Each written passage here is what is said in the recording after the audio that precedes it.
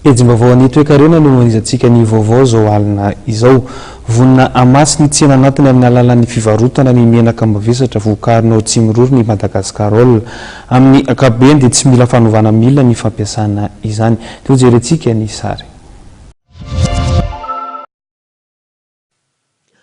Nilaza ny Madagascar fa vonina ny amatsy menaka mavesatra ny tsena anatiny ary amin'ny vidiny tsy mena amita ary mora kokoa aza noho ireo izay efa misy amin'ny tsena amin'izao fotoana izao.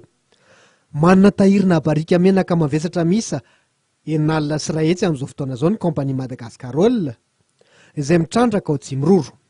Tahirizina ao anatina siterna misa telo zany ankehitriny. Io ny fantatra nandritra ny varavarana misokatra izay nikarakarain'i Madagascar etsy amin'ny Café de la Garette Sorano amin'izao fotoana izao.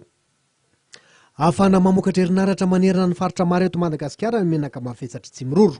Mahavaolana tokoa zany amin'izao tsy fahampiany herinaratra ka miteraka delestage izao. Tsy voatery manolona manamboatra groupe vaovao tokoa ireo orinasa lehibe hampiasan'ny menaka mavesatra Tsimiroro.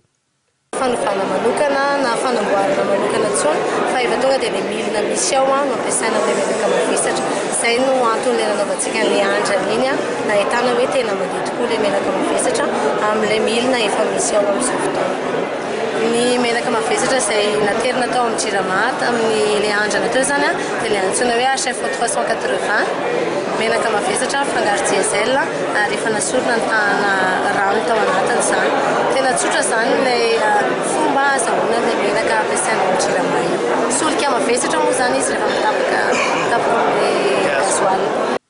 Raha tokana tokoa mantsy ny andrana tao amin'ity centrale électrique ity dia lany ny menaka mavesatra 100 metatra toratelo avy amin'ny Madagascar.